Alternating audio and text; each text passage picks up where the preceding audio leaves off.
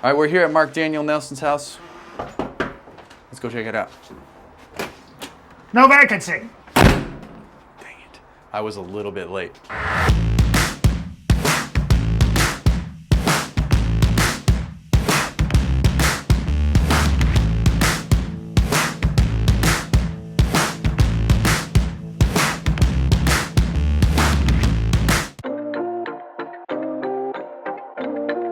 Oh, you guys. Come on in. Thank you for having us, man. Come on in. Wow, what a beautiful place. You have way better art than I do. That is mine. I painted that myself. Really? You Yeah. paint? Just that one. Oh, that's nice. Check it out. I gave it to a girlfriend years ago and she didn't want it, so I kept it. Welcome to my home. So yeah, Pasadena, you kind of have to go the mid-century route to really make it tie the room together, as they say. You buy one piece of furniture and you have to continue buying everything antique, and Yeah. it's just never ending. But yeah, it's great. Was this the smallest window they had? I asked for a little bigger one, and to be honest, I don't even know if it's up to code. It's amazing. You don't see that.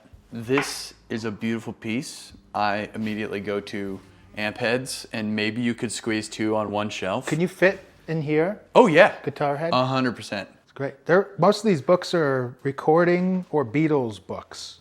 I have a problem with the Beatles. They are my religion, so I tend to just collect every Beatle book I can. And in fact, most of my other books are at a different studio, a new tracking place that's called Pacific Hall that has a lot of my gear and stuff, but we do most of the tracking stuff there other than smaller stuff here, which I'll show you shortly. But this room specifically is pretty simple. A lot of hangout time when I'm working, if I'm mixing something on a film or something, and there's a couple of people that come in, they don't all have to stay in my little tiny room that's literally the size of a cockpit. It's all intentional. So behind me is my 1990 Epiphone Casino that I stripped down, and then because I never put clear coat on because I wanted to be John Lennon, you can see it got trashed where my pick guard never was at anymore, so it got all crazy. And then I have a really cool 1965 Epiphone Casino over there. I have every John Lennon guitar. It's all about him. So you'll see all these guitars going, that's John Lennon's guitar. Nice. And Joe, that's pretty much it in here. I like Some the fun stuff. I like the guitar stand the most, probably. The guitar stand, Amazon. Yeah. Another thing about this room is really good is because it's natural ambience, it's not super dead, it's really good for pianos or acoustic guitars. The room we can kind of come in next, which is my workout / smaller tracking stuff for just independent instruments. It's very open and live sounding on purpose. I do have some tube traps that I bring in for vocals, but it just is a very open live sound that helps acoustic instruments kind of breathe. Great. Heck yeah. See it? Let's go check it out. So this room is my little kind of loungy room, and I Oh, look at the TV. Have you ever seen a TV like that? all the VHSs I could find, which is really great. And this is the most hated Beatle movie ever. Give my regards to Broad Street, but I love it because it reminds me of when I got the tape in the 80s. We just did some acoustic tracking today. I'm trying out, I got 2 of these new RCA 77, so I'm trying that out, which is really fun. New to you. New to me. Certainly not new at all. RCA 77 Classic. They sound great. And 251, is that a Elam 251? That is. Oh my God. Yeah. And Well, this is a 68 Gibson J160, another John Lennon thing. These are cool. Yeah, look at these So photos, dude. these pictures, when they did the anthology, Derek Taylor, who was the Beatles press guy, and then Neil Aspinall, who was Apple Corps' executive, did a bunch of press stuff in LA, and these were part of that. And I bought this from a guy that took over a ton of the anthology stuff. So I was just like, anything of them on classic Neumann mics or drum tracking and stuff like that. So freaking cool. Yeah, look at this. This like version of Glenn Johns. Yeah, that would be pre-67. Yeah, definitely. Crazy. Yeah, 3 of them, you know, you got the left, center, right. Yeah, D19s and a D25, but then there's this Oh, yeah. guy, and then there's a KM56 under the snare. Dude. Which is very interesting, and I was talking to my friend Clay Blair, and we can't figure out what they're recording. It might have been I Am the Walrus, because Paul lost his mustache, so it might be Magical Mystery Tour, but this is definitely like Benefit of Mr. Cut, because they're on those giant bass harmonicas on the U48. I like Shall we this see drum. Yes. the little cockpit? Yep. Go. Yeah, I like you got guitars all through the house, too. Yeah, more John Lennon guitars. So here's like the Nowhere Man Strat that John had. And then there's the Rickenbacker 325. And then over here, John Lennon had this really great tobacco. What is this? Junior, I think? Yep. But he had it and then he stripped it. But before he had it, he played on like the Michael Douglas show and stuff. And my very first guitar was this version of the Epiphone version. Nice. So I finally bought the real deal one. And then, yeah, here's a cool piece from the 1980s. It's called the Dustbuster. EMT 250, my favorite reverb of all time. I don't know if you can see it. It's kind of under blue light. Yeah, no, it's perfect. That's I still use it. it still day. works. Still works fantastic. No one can fix those except for Lawrence. I know, and that's why like you just keep it on. Yeah. Because if you turn it off, there's a chance, and at that point it's toast. So come on into the little room. So this, I'm sure many people have seen different variations of this room over the years, but this is a new setup. In the last year and a half, I've switched out quite a few things, including my desk, which was really tall, including my speakers from ATCs to PMCs, and I can talk about that in a second, but they were the best decision of my life. So the Tascam 388, which I've been seeing quite a lot of lately. Yeah, man. A lot of guys are getting into it, which is cool, because this one's been with me for years. I have it really interestingly set up. I have a template in Pro Tools where I have 8 channels in and out. So I can play with buses out of whatever channel I want into it, be able to set the sound I want, EQ it, which is fun because they're terrible EQ, but really fun sounding. And it just has a way different sound than, really well professional tape machines. Certainly better than that, because that's kind of just a great sound, but this is kind of a bad sound, so it's even better. Yeah. This guy, which is fun, was my first 1995, I think I got this.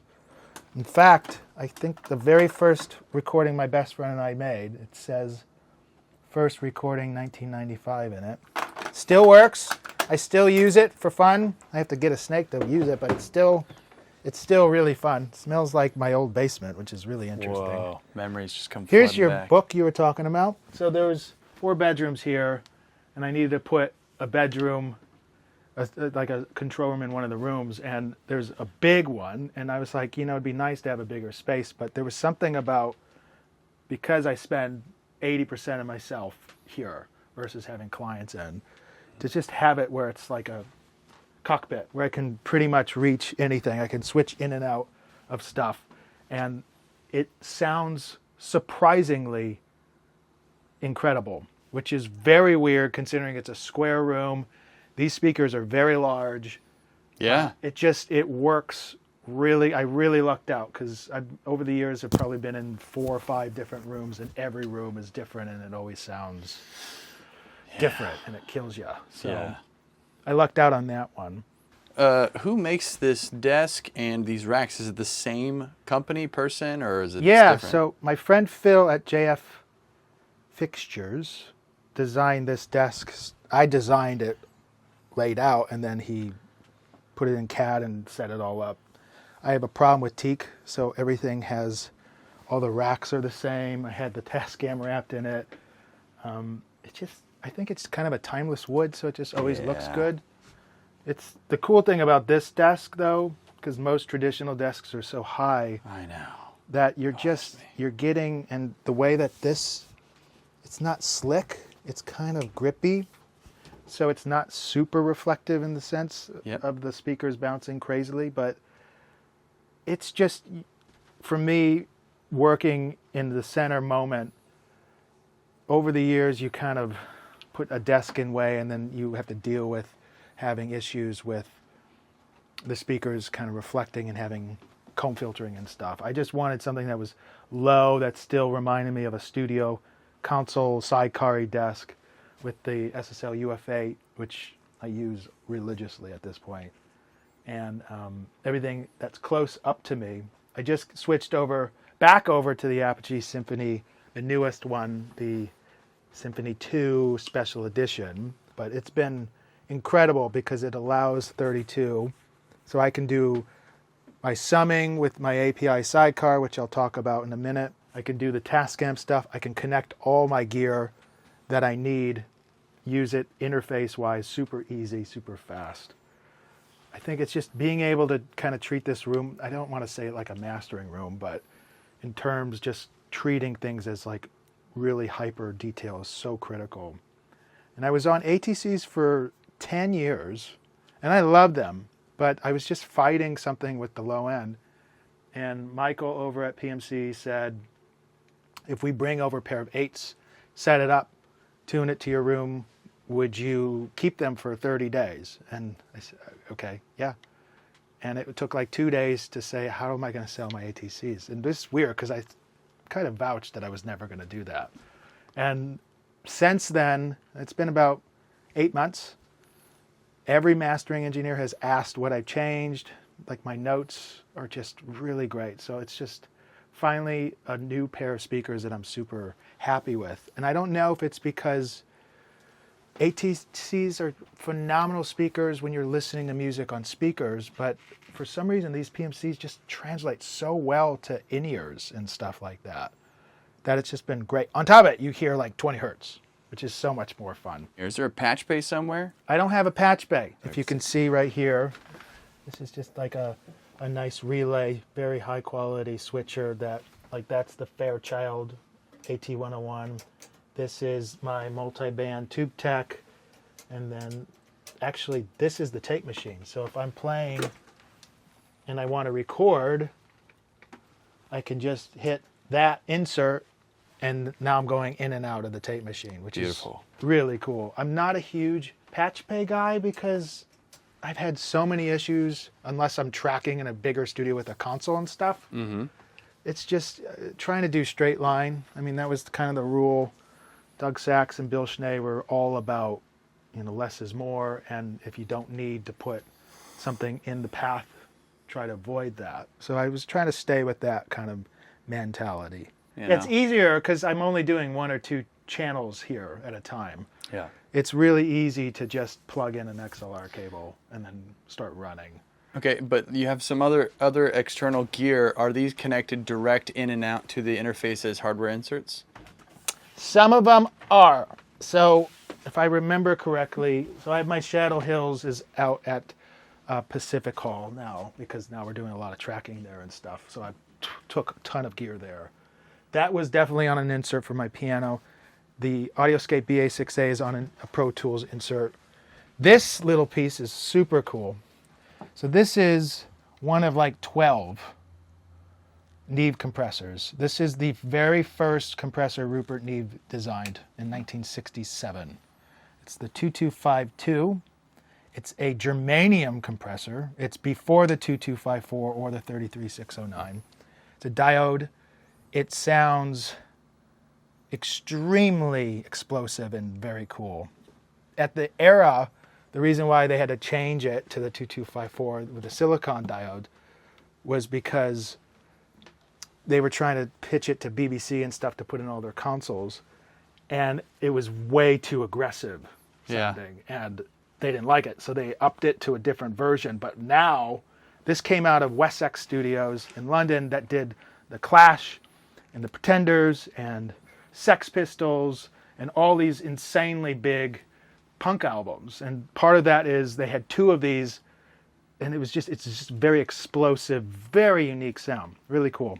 That's on an insert for bass.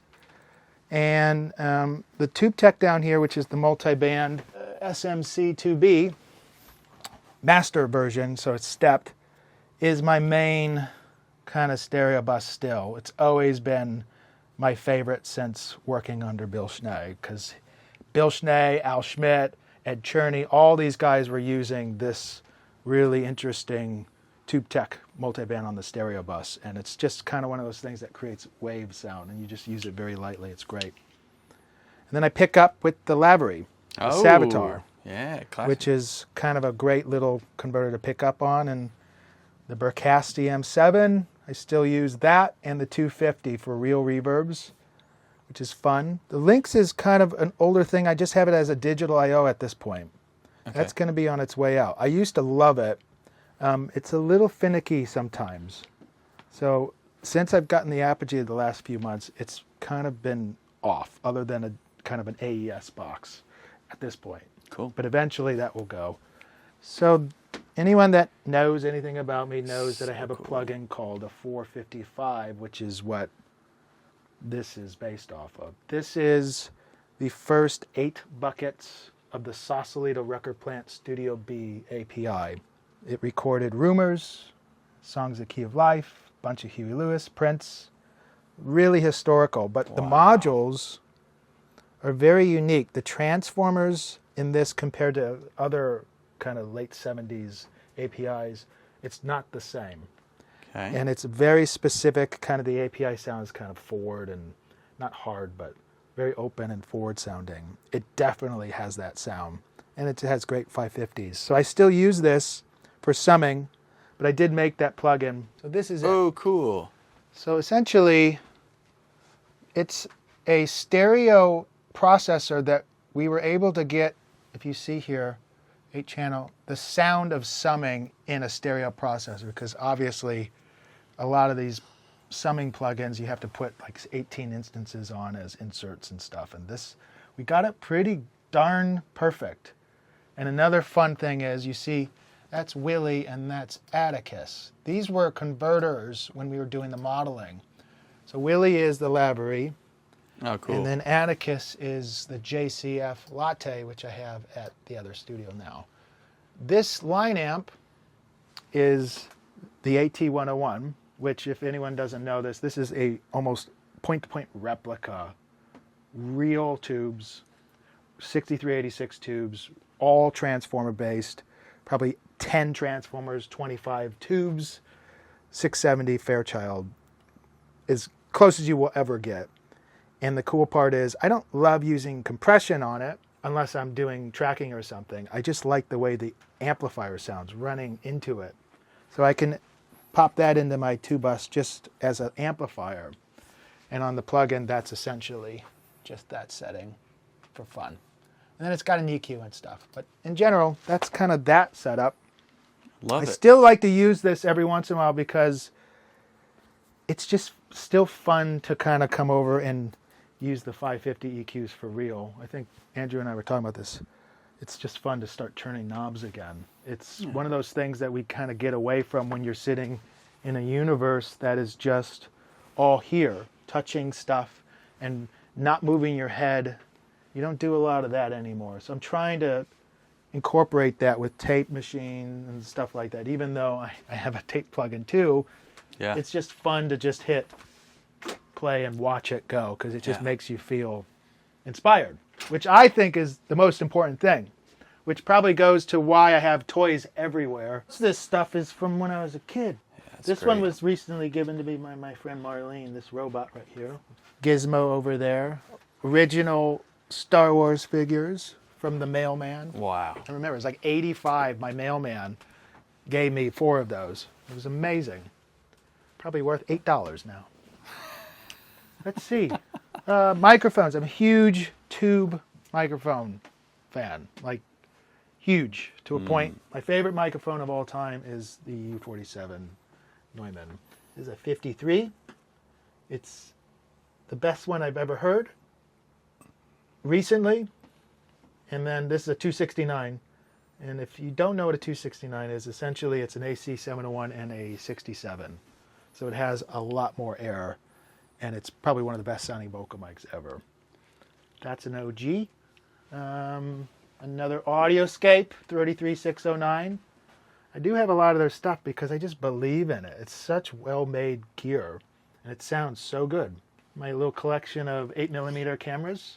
Yeah. Do you do photography, video for fun? Are you a collector? I mean, I do the video stuff because I went to film school, but I don't really do it for fun. Like, I kind of wanted to get into still photography, like real film, but I'm scared I will just never work. I'll just be out taking pictures of trees and stuff. Yeah. Well, I say every studio has to have 2 lavalier amps. And then you got your SSL S2, which is good for kind of podcast stuff. I use that for making videos and stuff. 2 stay levels, another Audioscape, and then a 2-bus plus. Some records. My old OG solid tube. Whoa. So this was my first tube purchase I ever bought. You can get them for $300 now or something. This was a 90s 8 kg solid tube, and it's been modded just a bit. And I still love them. I have a pair of them, and they still sound really good. And everyone bashes them, and I don't understand why, because they sound incredible on piano and stuff. Where'd you get these? I made those. During COVID, That's nice. I was trying to find a new way to build the room that kind of tied everything, because I knew eventually I wanted to do that kind of vibe. Yep. And I think there's a company that makes something similar to this, but they were way, because of COVID, Expensive, a couple of years, very expensive, but also just way back ordered. So I've found a way to just find this template, and it's just a 2x4 typical Owens cornering panel, and then this just sits in front of it, and it just adds a little more diffusion instead of just absorption. So it keeps it a little more even sounding in here, which I can't stand being in rooms that just sound like your ears are being sucked. Yep. So it kind of is a little more free sounding at that point.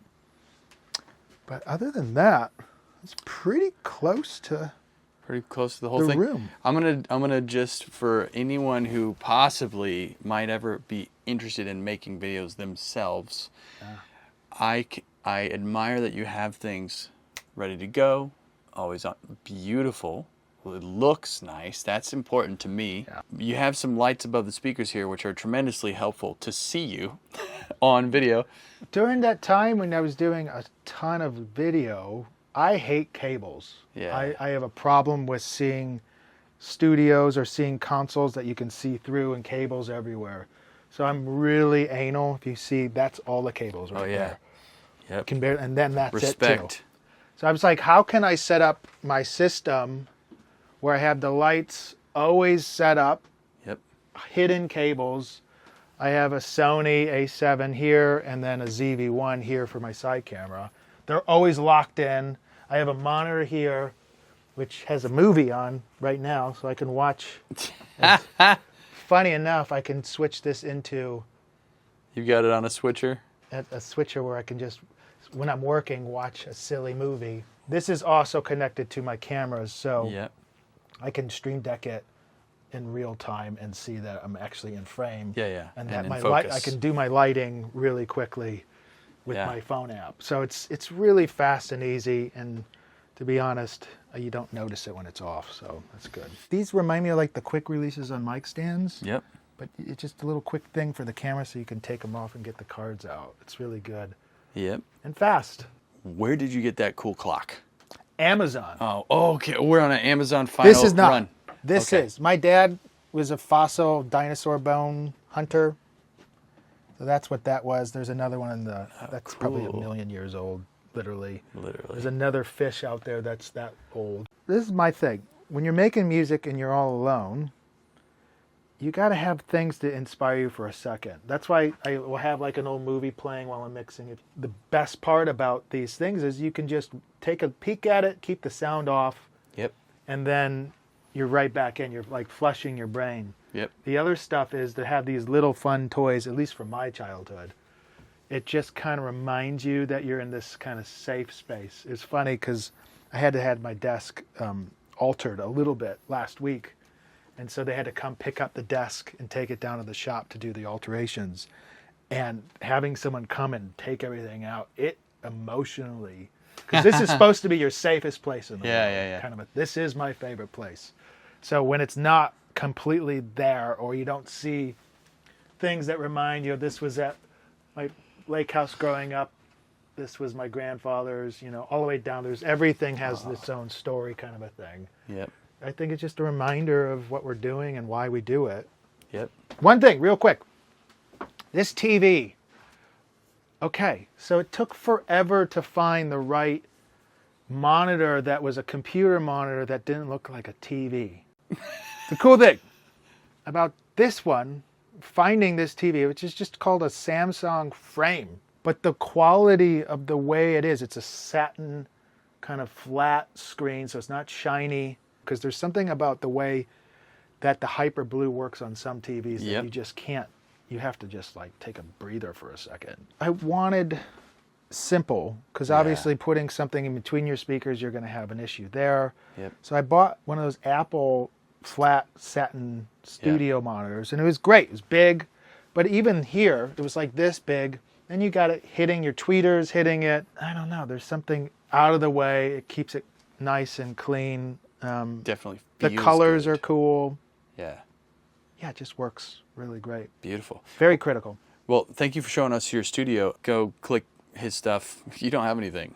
He's offline. I was going to say, go follow him. Go on my website, marcdanielnelson.com. Yeah. Go hire him. Gets your mixes. There you go. We could do some tunes. Yep. And then we'll have some drinks and get out of here. Thank you, everyone, for watching. Take care.